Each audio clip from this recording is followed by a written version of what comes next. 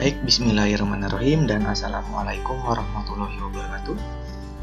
Ya, terima kasih atas kesempatan kali ini di mata kuliah struktur data dan algoritma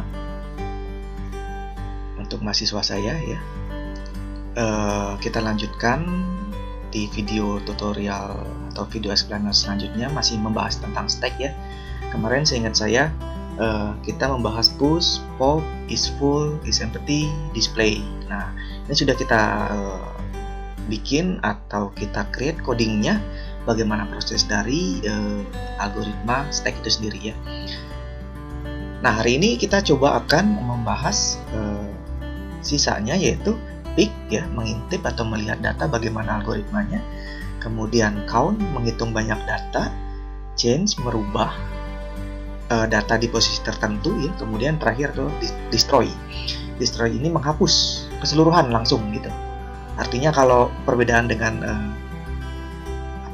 pop ya, kalau pop kan kemarin sudah jelas menghapus satu persatu dari atas gitu. Nah, saya ulas kembali, kemarin itu kita memiliki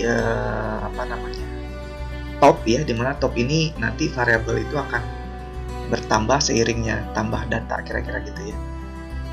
Kalau misalnya ada data menambahkan satu, topnya berada di posisi pertama gitu. Kalau tambah kedua, topnya berpindah menjadi posisi ke dua atau ke indeks satu gitu. Ketika topnya isi datanya dikeluarkan, dia akan berpindah ke posisi pertama. Nah, itu kira-kira variabel yang saya bilang akan digunakan lagi, kira-kira gitu. Oke, tanpa berlama-lama, kita akan coba masuk sekarang membahas pick ya, melihat data atau mengintip data. Sebetulnya ini sudah dilakukan juga di coding display ya, tapi kita coba lagi karena di sini kemungkinan kalau display kan menampilkan keseluruhan data yang ada di storage-nya. Yang warna biru ada berapa data, misalnya di sini contohnya ada 5 data, berarti 5-5-nya ditampilkan. Tapi kalau pick nanti di sini ya, pick itu nanti akan menampilkan data yang diinginkan saja. Misalnya di posisi ketiga, ya udah ketiga gitu. Data keempat, data kedua, indeks kedua saja, atau indeks ke pertama saja yang dimunculkan, kira-kira gitu. Nah, kemudian nanti count ya, akan saya jelaskan sedikit di sini. Count di sini akan menghitung banyak data pada stack. Di sini contoh di sini misalnya ada 5, berarti nanti dia akan memunculkan atau menampilkan data sebanyak 5, kira-kira gitu. Kemudian ada mengubah tadi ya, mengubah pada posisi tertentu, artinya di sini nanti contoh struktur data di indeks ketiga di sini ingin saya ubah misalnya menjadi basis data misalnya, dia nanti akan ikut berubah gitu. Tapi tidak keseluruhan, hanya pada indeks tertentu. Kemudian selanjutnya itu ada destroy. Destroy ini menghapus keseluruhan. Jadi kalau saya panggil fungsi destroy, seluruh data ini, sebanyak berapapun datanya yang ada di sini, elektro, struktur data, daspro, bahasa Indonesia sampai bahasa Inggris, itu akan semuanya terhapus gitu. Berbeda dengan pop. Kalau pop harus diingat, dia menghapus data mulai dari atas satu persatu. Kalau mau menghapus struktur data, elektro harus terhapus dulu, itu kalau pop. Tapi kalau destroy, semuanya langsung dihapus. Gitu kira-kira. Baik, kita langsung saja ke coding ya. Saya akan melanjutkan coding yang kemarin, di mana kalau saya running ini, seingat saya ini sampai ke pop ya, menghapuskan data satu persatu. Di sini 1, 2, 3, 4, 5, 6, sudah ada 6 data, 6 pop. Sehingga seingat saya kalau misalnya di sini ada 5 data yang diinputkan, artinya memunculkan is empty karena data kosong. Kita coba. Oke, betul ya, yang terakhir ya, data kosong. Mudah-mudahan teman-teman masih ingat. Kalau tidak ingat, silakan dilihat kembali di video pertemuan ke-6 ya. Di pertemuan 7 ini mungkin akan kita lanjutkan yang tadi saya bahas sebelumnya. Oke, kemudian coba di sini saya komen saja biar tidak kita hapus terlebih dahulu, sehingga kalau saya tampilkan sekarang harusnya data terakhir yaitu Mekatronika sudah diganti ya berarti ya. Struktur data, dasar pemrograman, bahasa Indonesia, bahasa Inggris. Oke, sekarang yang kita lakukan atau kita pelajari adalah membuat fungsi pick. Oke, saya bikin di sini. Akan saya bikin di sini ya. Pick atau mengintip. Masih menggunakan prosedur void di sini. Kemudian saya kasih pick. Kemudian setelah saya kasih pick, buka kurung kurawal ya. Nah, ini kurang Kak. Pick itu kan adalah mengintip data di posisi berapa, di indeks keberapa. Berarti di sini harus saya kasih parameter. Saya kasih parameter integer saja, namanya posisi. Gitu. Ya. Oke, selanjutnya sudah selesai. Kemudian pasti sama seperti yang sebelumnya karena harus mengecek dulu ya. Mengecek ini kosong nggak datanya gitu. Posisi ini kosong nggak nantinya datanya. Kalau kosong berarti munculkan data kosong. Berarti saya ambil nih. Nah, saya ambil ini. Kemudian saya tutup dulu else-nya. Gini ya. Nah, yang di else-nya ini baru kita isi nih. Isinya ingin isi apa? Berarti isinya adalah langsung kita tampilkan cout data ke gitu ya. Saya strip gini. Kemudian saya kasih lagi keberapa? Berarti nanti di sini di main-nya ingin kita isikan kita panggil misalnya di sini nanti pick ya. Pick gini ya. Parameternya kita ingin melihat ke indeks ketiga misalnya gitu kan. Nanti dia akan mengirim nih indeks ini membaca prosedur dari main itu kan 3 dikirim kemana? Ke fungsi pick. Fungsi pick ada di mana? Ada di atas. Diterima atau ditampung dalam variabel posisi. Kemudian kita panggil posisinya di mana udah diisi 3 gitu. Terus kita kasih spasi deh di sini. Kemudian kita tunjukkan datanya berarti array book-nya data ke berapa? Data ke posisi. Nah, panggilnya data ketiga berarti kan ya yang dipanggil. Berarti nanti akan tampil data ketiga isinya buku apa gitu. Kemudian end line. Selesai. Oke, selesai. Oke, selesai ya. Oke, kita lihat kita panggil di sini pick 3. Pick 3. Pick 3 itu harusnya struktur data ya. Kita close, kita jalankan lagi. Oke, betul ya. Data indeks ketiga pada saat ini berisi buku struktur data gitu. Kita coba lagi. Kita ingin melihat indeks kedua. Harusnya muncul di sini. Data kedua dasar pemrograman. Oke ya. Mantap, mantap. Mudah-mudahan dapat dipahami untuk yang pick. Mudah sekali. Selanjutnya, tadi setelah itu count. Oke, di sini nanti kita akan menghitung berapa banyak data yang ada di dalam stack ini, berapa banyak yang ada. Harusnya secara penglihatan manusia mah sudah kelihatan ada 5 data, tapi kan komputer harus diperintahkan gitu. Count di sini menghitung banyaknya data. Nah, di sini saya tidak menggunakan prosedur yang tidak mengembalikan nilai. Tapi saya gunakan prosedur yang mengembalikan nilai. Biar dia langsung ditampilkan nantinya. Berarti gini bunyinya. Integer, karena yang dikembalikan itu sebuah nilai integer ya. Berarti saya panggil count atau saya bentuk count namanya. Tapi di sini nggak boleh, kayaknya sudah terdaftar. Berarti count data saja gitu ya. Nah, count data kemudian di sini gini. Oke, selesai. Habis itu seperti biasa lagi kita tambahkan ini ya karena harus ngecek lagi nantinya. Harus mengecek lagi berarti gini, saya tutup dulu. Sorry. Gini. Oke. Kalau dicek data kosong ya pasti kosong, munculnya nanti is empty-nya true, kosong. Tapi kalau ada datanya kita isi, berarti gini. Count itu kan kalau datanya kosong berarti dia akan mengembalikan nilainya nilai berapa? Nilai 0. Ya udah tulis aja langsung gitu. Return 0 gitu. Tapi kalau ada datanya gini, saya bikin return, tinggal panggil aja top, manfaatkan yang tadi. Kenapa? Yang tadi saya bilang di sini kan top itu ada di mana? Ada di sini nih. Nah, topnya kan sudah terisi berapa banyak data, sebanyak data yang diisi ada di push ini gitu.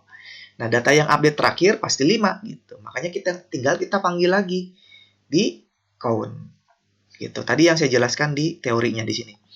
Ketika data dimasukin menggunakan push ya, topnya nambah. Push lagi, topnya nambah. Push lagi, terus nambah.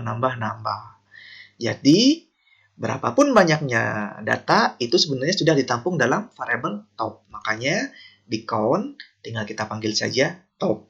Gitu. Terus, di sini coba kita tampilkan, berarti langsung kita tulis saja ya di sini. Di sini ya. Jadi kita panggilnya gini. Cout banyak data sama dengan gitu ya. Ini berarti count data.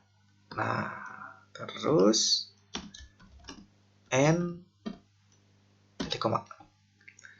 Selesai. Oke, selesai. Harusnya jumlahnya 5 ya. Kita coba cek di sini. Oke, data kedua dasar pemrograman banyaknya data 5. Mantap, berhasil ya. Oke. Di sini kita lihat lagi pushnya betul tidak. Oke, sudah ya. Kalau push nambah data, kalau top dikurangin sudah ya. Minus berarti. Oke. Kita coba, kalau nggak percaya kita coba di sini berarti kita kasih pop dulu deh. Berarti nanti gini, kita count ya. Kita count. Di sini harusnya tampilnya 5 dulu. Setelah di pop, kita tampilkan lagi. Harusnya 4 di sini. Benar nggak ya? Kita coba. Ya, betul ya. Banyaknya data yang pertama itu 5. Setelah kita lakukan pop, dihapus menjadi 4.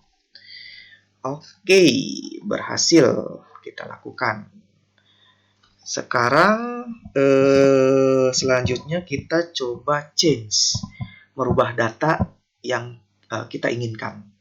Nah, change ini mirip-mirip dengan pick ya, tapi nanti ada perubahan, berarti nanti ada 2 variabel yang kita kirimkan.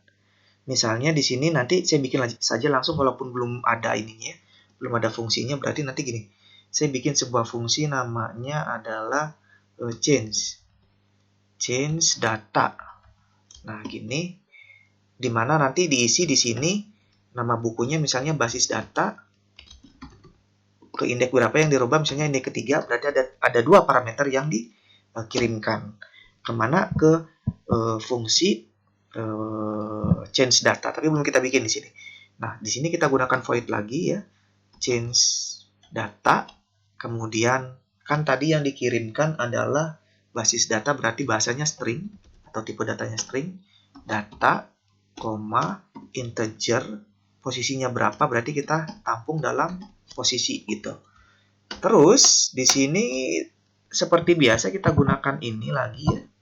Saya kopas saja biar cepat. Di sini nggak perlu lagi mengembalikan nilai.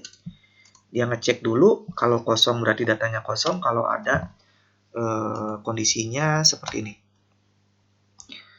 Kalau ada datanya kondisinya berarti array book indeks berapa ke posisi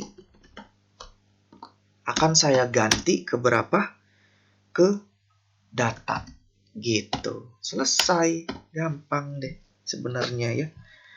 Nah, oke, di sini oke ya, sudah ya. Coba kita jalankan, berarti di sini change data Nah, kita display berarti harus kita tampilkan datanya agar terlihat nantinya. Oke, coba kita jalankan. Kita running. Betul nggak? Oke, betul ya. Oke, ini tadi dasar pemrograman, banyak data 5, kemudian kita lakukan perubahan, change data, basis data ke indeks berapa. Tadinya sebelumnya struktur data, kita rubah menjadi basis data, indeks 3 berhasil ya. Oke, mantap, mantap banget. Nah, inilah apa ya? Kalau saya bilang mah kalian harus betul-betul bisa membuat hal-hal seperti ini gitu, agar algoritmanya atau logiknya jalan gitu. Kemudian yang terakhir kita coba destroy. Kan tadi saya bilang destroy itu menghapus keseluruhan. Jadi data ini langsung habis aja. Harusnya gampang gitu. Kalau menghapus data kan di array itu kan per indeks ya. Indeks dari mulai dari 0, 1, 2, 3, 4, mau dari 4 juga sama saja. 4, 3, 2, 1 sama saja. Artinya satu-satu harus kita delete gitu. Nah, caranya gimana? Berarti mirip dengan pop gitu. Mirip banget dengan pop ini. Nah, artinya di sini ya, saya coba langsung ambil lagi dengan pop ya. Karena harus menghapus data satu-satu biar mirip dengan pop ya. Nanti ada proses hapusnya seperti ini. Tapi kalau pop kan sesuai dengan posisinya paling atas yang dihapus terlebih dahulu. Tapi kalau yang destroy kan semua. Berarti harus ada looping kan. Data pertama, data kedua, data ketiga, dan seterusnya dihapus satu-satu langsung gitu. Berarti di sini bisa saya langsung ambil nih di sini. Saya copy lagi di sini nih. Biar cepat. Di sini saya ambil namanya destroy. Kemudian saya rubah pastinya ya. Saya ubah. Di sini misalnya namanya destroy. Destroy aja deh. Ya. Nah, terus pasti tetap masih ada is empty, kosong. Nah, di sininya seperti apa? Kita hapus dulu. Nah, di sini berarti nanti harus kita bikin sebuah perulangan ya. Perulangannya seperti apa? Gini berarti. Kita gunakan manfaatkan for. For gini ya. Buka kurung, tutup kurung. Kemudian kita isi array book ya. Kita panggil array book-nya. Sorry, sebelum ini for-nya kan belum diisi nih, integernya integer berapa? Integer sama dengan, karena saya ngitungnya dari mundur ya, seperti apa sih namanya itu teh? Push. Push juga kan sebenarnya menggunakan mana push? Display, sorry. Display menggunakan for ya. Jadi saya gunakan ini saja langsung gitu. Biar sama. Berarti di sini ya. Nah, kemudian apa yang saya lakukan? Yang saya lakukan adalah menghapus datanya. Array book ke book berapa? Book ke i pasti. Diisi dengan apa? Kan kalau di string kan menghapus itu kan gini gitu. Kutip-kutip gitu. Selesai? Ya, selesai. Terus apa yang terjadi? Yang terjadi topnya jangan lupa. Topnya kita isi berapa? Kita isi 0. Pasti otomatis jadi 0 lagi gitu. Karena kalau data ini dihapus semua, topnya jadi berapa? Jadi 0 gitu ya. Kita coba lagi. Berarti kita panggil di sini display. Kita lakukan destroy. Ini titik koma. Kemudian destroy display. Berarti kita tampilkan lagi ya, display. Oke, sudah. Oke, selesai. Oke ya. Ya, kita coba. jalankan. Betul ya, datanya kosong. Karena apa? Karena sudah dihapus. Gitu. Atau kalau mau kita kasih tanda bisa kayak gini sebenarnya. Bisa kita giniin. Ini data sudah terhapus. Data sudah dihapus semua gitu ya. Bisa juga kita bikin gini sebenarnya. Oke, kita perintahkan lagi destroy display gitu. Atau displaynya nggak perlu kita tampilkan deh, kita hapus biar nanti kelihatan destroy akan menghapuskan data keseluruhan. Oke, data sudah dihapus semua. Oke ya, kita display nanti di sini pasti kosong, memang sudah dihapus oleh destroy. Datanya kosong pasti. Data sudah dihapus semua, data kosong. Nah, gitu. Oke, mantap sekali. Ya, kira-kira gitu ya pembelajaran struktur data sebelum UTS. Artinya banyak sekali algoritma di sini. Saya tampilkan lagi pelan-pelan di sini. Penambahannya mulai dari count, kemudian di sini saya tambahkan komentar change dari pick, ini codingnya, kemudian count, terus lagi change, merubah data di posisi tertentu, terakhir yaitu destroy. Nah, data-data ini nantinya menjadi dasar sebuah stack ya, atau tumpukan. Nah, alhamdulillah berarti minggu depan kita UTS materi jelas, mulai kita belajar dari antrian, kemudian sort ya, seingat saya sampai ke stack ini lumayan banyak untuk algoritmanya ya. Harapan saya teman-teman di sini bukannya pusing tapi menambah logiknya. Artinya teman-teman harus belajar mencoba dari video-video tutorial yang ada di support yang sudah kami sajikan, saya dan Pak Topik, sehingga jika pun ada pertanyaan silakan ditanyakan gitu. Oke, baik, saya kira cukup pertemuan 7 kali ini karena tinggal melanjutkan lagi. Mohon maaf jika materinya sedikit telat. Mudah-mudahan dapat ditonton ya dan dicoba utamanya di laptopnya masing-masing sehingga punya dokumentasi coding sendiri. Itu akan mempermudah kalian. Saya ucapkan terima kasih dan wassalamualaikum warahmatullahi wabarakatuh.